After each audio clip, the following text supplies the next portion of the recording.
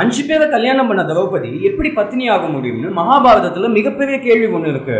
இந்த பாண்டவர்கள் திரௌபதியை அந்த பந்தயத்துல வச்சு தோத்து போனப்போ கௌரவர்கள் அந்த கேள்வியை தான் கேட்பாங்க.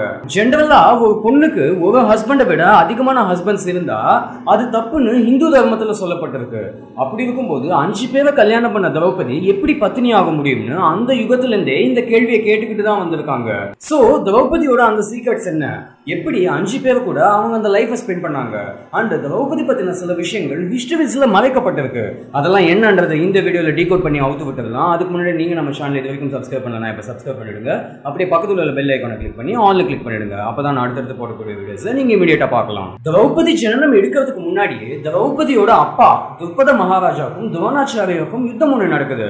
அந்த யுத்தத்துல துரோணாச்சாரியா வந்து துருபத மகாராஜாவை தோக்கடிச்சிடுவாரு. சோ துருபதாக்கு துரோணாச்சாரியாவை எப்படியாவது பழி வாங்கணும்ன்ற எண்ணம் வந்துடுது. அதனால தன்னோட பொண்ணு திரௌபதி கிட்ட தான் துரோணாச்சாரியா கிட்ட தோத்ததையும் அவர் பட்ட அவமானங்களையும் சொல்லி சொல்லி தான் திரௌபதியை வளர்த்தாரு. இதுல இன்னொரு கதை என்னன்னா, திரௌபதி வந்து குழந்தையா பிறக்கல, துரோணாச்சாரியாவை பழி வாங்க ஒரு பையன் வேணும்னு யாகம் செய்யும் போது அந்த அக்னில இருந்து ஒரு பையன் வந்தது மட்டும் இல்லாம கூடவே ஒரு பொண்ணும் வந்துதான். அந்த பொண்ணு தான் திரௌபதினு சொல்லுவாங்க. சோ அக்னில இருந்து தான் திரௌபதி வந்தாங்கன்னு சொல்லுவாங்க. இந்த கான்செப்டை என்னால சுத்தமா ஏத்துக்கவே முடியல. ஏன்னா மனித வாழ்க்கைன்னு வரும்போது மனுஷங்களுக்கு நடக்கக்கூடிய எல்லா விஷயங்களும் இந்த பூமியில பிறந்த எல்லா மனுஷங்களுக்குமே நடக்கும். இந்த சந்தோஷம், வலி, வேதனை, காதல், அன்பு, பாசம், இது எல்லாமே எல்லா மனுஷங்களுக்குமே ஒண்ணுதான். அப்படி இருக்கும்போது எல்லா மனுஷங்களுக்கும் இருக்கக்கூடிய எல்லா விதமான ஃபீலிங்ஸும் திரௌபதிக்கும் இருக்குமா? ஆனா நெருப்பு மட்டும் சுடாதான். திரௌபதி அவ்வளவு பவர்ஃபுல்லான பொண்ணுன்னா அரசபையில தன்னோட புடவையை பிடிச்சி இழுத்தவங்களை கண்ணிமைக்கும் நேரத்துல காலி பண்ணிருக்கலாமே, ஏன் பண்ணல?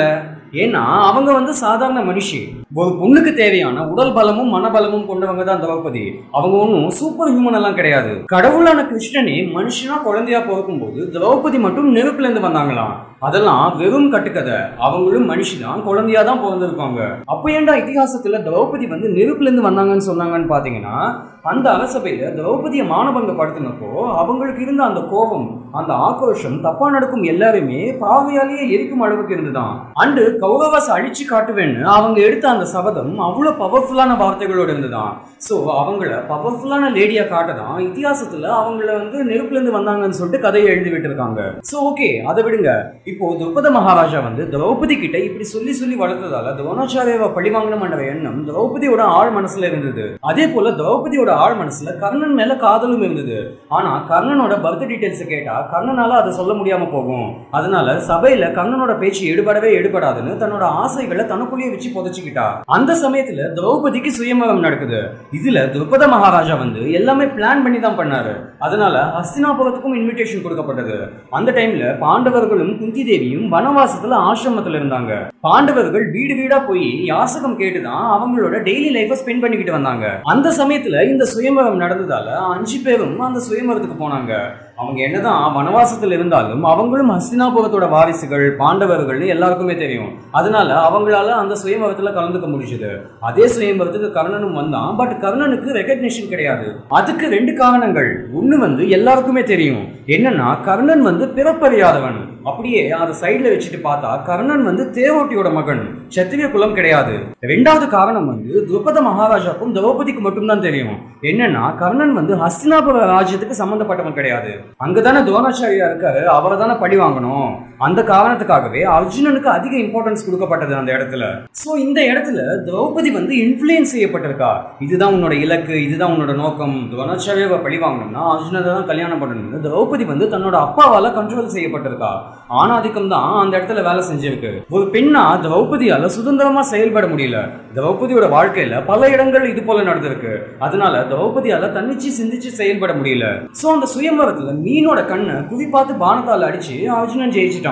ப்ரொசீஜர் படி பார்த்தா அர்ஜுனன் தான் திரௌபதிக்கு புருஷன். இவங்க 5 பேரும் திரௌபதியை கூட்டிட்டு அந்த ஆசிரமத்துக்கு வந்து வெளியில நின்றுக்கிட்டு, அம்மா நான் ஒரு பழத்தை கொண்டு வந்திருக்கேன் பாருங்க அப்படின்னு அர்ஜுனன் சொன்னான். உள்ள இருந்து சமையல் செஞ்சுக்கிட்டு இருந்த குந்தி தேவி, அப்படியாப்பா அந்த பழத்தை 5 பேரும் ஷேர் பண்ணி எடுத்துக்கோங்கன்னு சொல்லிட்டாங்க. இவங்க அப்படியே ஷாக் ஆயிட்டாங்க. என்னடா சைலண்டா இருக்காங்களேன்னு சொல்லிட்டு குந்தி தேவி வெளியில வந்து பார்த்து அவங்களும் ஷாக் ஆயிட்டாங்க. அப்போ அர்ஜுனன் எல்லா கதையும் சொன்னான். அதை கேட்டுட்டு குந்தி தேவி வந்து, ஐயோ இது தெரியாம நான் வேற இப்படி சொல்லிட்டேனே, இப்போ என்ன பண்றது சொல்லு தர்மான்னு பெரிய பையனான தர்மன் கிட்ட கேட்டாங்க. அப்போ தர்மன் சொன்னா, அம்மா சொன்ன பேச்சை தட்டக்கூடாதுன்றதுக்காக 5 பேரும் திரௌபதியை கல்யாணம் பண்ணிக்கலாம்னு டிசைட் பண்ணிட்டாங்களாம். நான் கேட்கறேன், திரௌபதி என்ன பொம்மையா? இவங்க சொல்லுவாங்களாம், அதை அவங்க அப்படியே ஃபாலோ பண்ணணுமா? ஏன் குந்தி தேவியே ஐயோ தெரியாம சொல்லிட்டேன்ப்பா, நீங்க பழத்தை கொண்டு வந்தேன்னு சொன்னதால நான் பழம்னு நினைச்சிட்டேன், பொண்ணுன்னு நினைக்கவே இல்லை, அதனால அதை விட்டுடுங்கப்பான்னு குந்தி தேவி சொல்லியிருக்கலாமே. இவங்க வாயால வந்த வார்த்தைக்கு இம்பார்ட்டன்ஸ்னா அந்த பொண்ணுக்கு என்ன இம்பார்ட்டன்ஸ்? இவங்க சொன்ன வாக்குக்காக அந்த பொண்ணோட வாழ்க்கையை 5 பேர் கூட ஷேர் பண்ணணும்ன்றது சின்ன புள்ளத்தனமால இருக்கு. அப்போ அந்த இடத்துல திரௌபதிக்கு சுதந்திரம் கிடையாது. சுத்தி உள்ளவங்க சொல்றத திரௌபதி செய்யணும். முதல்ல அப்பா வந்து நீ அர்ஜுனனை தான் கல்யாணம் பண்ணணும்னு இன்ஃப்ளூயன்ஸ் பண்ணான். அதுக்கப்புறம் குந்தி தேவி வந்து வாக்கு கொடுத்துட்டேன்னு இன்ஃப்ளூயன்ஸ் பண்ணான். அதுக்கப்புறம் அம்மா பேச்சை தட்டக்கூடாதுன்னு தர்மன் இன்ஃப்ளூயன்ஸ் பண்ணா. அதுக்கப்புறம் அண்ணனோட பேச்சை தட்டக்கூடாதுன்னு தம்பிங்க இன்ஃப்ளூயன்ஸ் பண்ணிட்டாங்க. கட் அண்ட் ரைட்டா தெரியாம சொல்லிட்டு விட்டுடுங்கடான்னு குந்தி தேவி சொல்லியிருந்தா அங்கேயே சப்ஜெக்ட் முடிஞ்சுது. திரௌபதியோட வாழ்க்கை அர்ஜுனனோட மட்டும் அமைஞ்சிருக்கும். சரி, தர்மத்தை வழிபடுற தர்மனாவது இல்லம்மா அந்த பொண்ணு வந்து அர்ஜுனனுக்கு மட்டும்தான் பொண்டாட்டின்னு சொல்லியிருக்கலாம். ஆனா தர்மன் அதை செய்யல. அண்ட் ஃபைனலி கல்யாணம் பண்ண அர்ஜுனனாவது இல்ல என்னால் இதை ஒத்துக்க முடியாதுன்னு ஸ்ட்ராங்கா நின்றுக்கலாம். ஆனா அர்ஜுனனும் அதை பண்ணல. சோ அவங்க பழி வாங்கணும்ன்ற எண்ணம், சொல்ல காப்பாற்றணும், அம்மாவோட பேச்சை தட்டக்கூடாது, அண்ணனோட பேச்சை தட்டக்கூடாதுன்னு பார்த்துருக்காங்களே தவிர திரௌபதியும் ஒரு மனுஷி, அவளுக்கும் ஃபீலிங்ஸ் இருக்கு, தன்னோட வாழ்க்கை பத்தின எண்ணங்கள் ஆசைகள் அவளுக்கும் இருக்குன்றது யாருமே பார்க்கல. பட் தர்மன் இப்படி சொல்லிட்டான்றதுக்காக திரௌபதி அதுக்கு சம்மதிக்கல. ஏன்னா தர்மன் இந்த விஷயத்த சொல்லும் போது தர்மன் வந்து திரௌபதிக்கு புருஷன் கிடையாது, அர்ஜுனன் மட்டும்தான் புருஷன். அதனால தர்மன் சொன்னதை கேட்கணும்னு திரௌபதிக்கு எந்த அவசியமும் கிடையாது.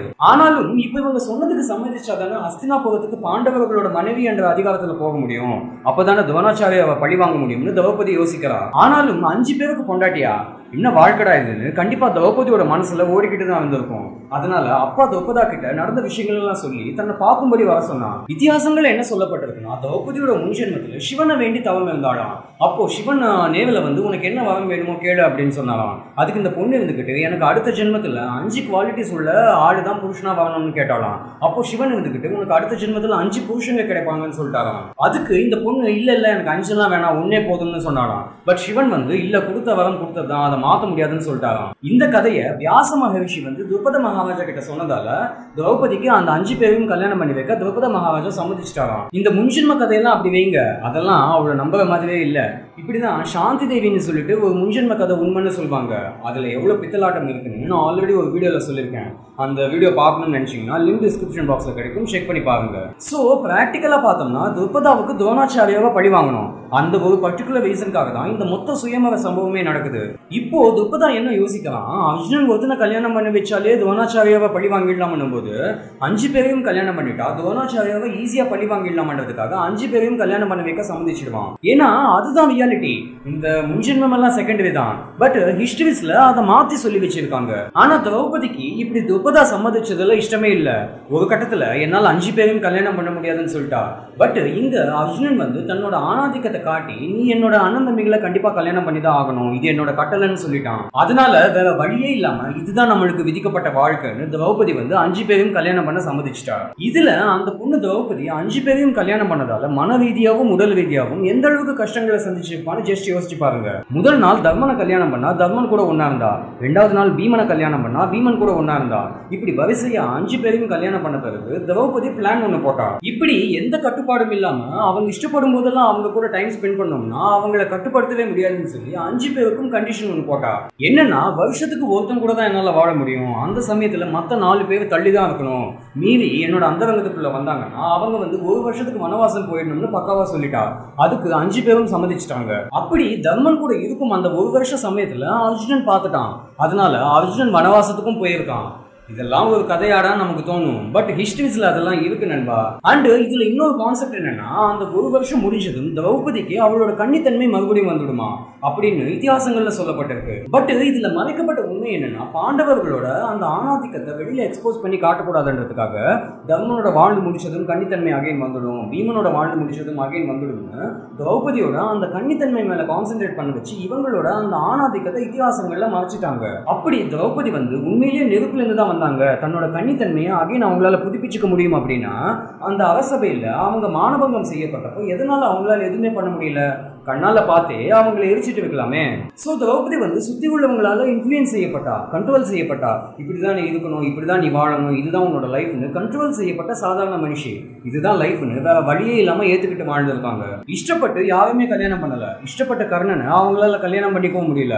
ஸோ ஃபைனலி அப்பா துருபதாவோட அந்த பழிவாங்கும் எண்ணத்தை அர்ஜுனன் மூலமா துரோணாச்சாரியாவை யுத்தத்துல சாகடிச்சு நிறைவேற்றியும் கொடுத்துட்டா. அந்த ஒரு வருஷம் முடிச்சதும் திரௌபதியோட அந்த கன்னித்தன்மை அகைன் வந்துடும் என்ற கான்செப்டை வச்சுதான் திரௌபதி பத்தினின்னு இதிகாசங்கள்ல மென்ஷன் செய்யப்பட்டிருக்கு. அப்பாவுக்கு நல்ல மகளா இருந்திருக்கா, 5 புருஷங்களுக்கு நல்ல மனைவியா இருந்திருக்கா, பாண்டவர்கள் அதுக்கப்புறம் கல்யாணம் பண்ண மற்ற மனைவிகளுக்கு நல்ல சகோதரியா இருந்திருக்கா.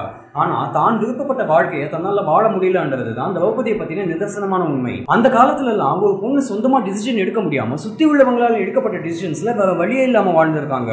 அந்த காலத்தோட கம்பேர் பண்ணும்போது இந்த காலம் எவ்வளவு பெட்டர். ஒரு பொண்ணு தன்னோட வாழ்க்கை எப்படி இருக்கணும்னு டிசைட் பண்ணிக்க முடியுது. ஸோ இதெல்லாம் தான் திரௌபதி பத்தின சீக்ரெட்ஸ். கண்டிப்பா உங்களுக்கு இன்ஃபர்மேட்டிவா இருக்கும்னு தோணுது. மீண்டும் அடுத்த வித்தியாசமான வீடியோவில் சந்திக்கலாம். Until then, bye.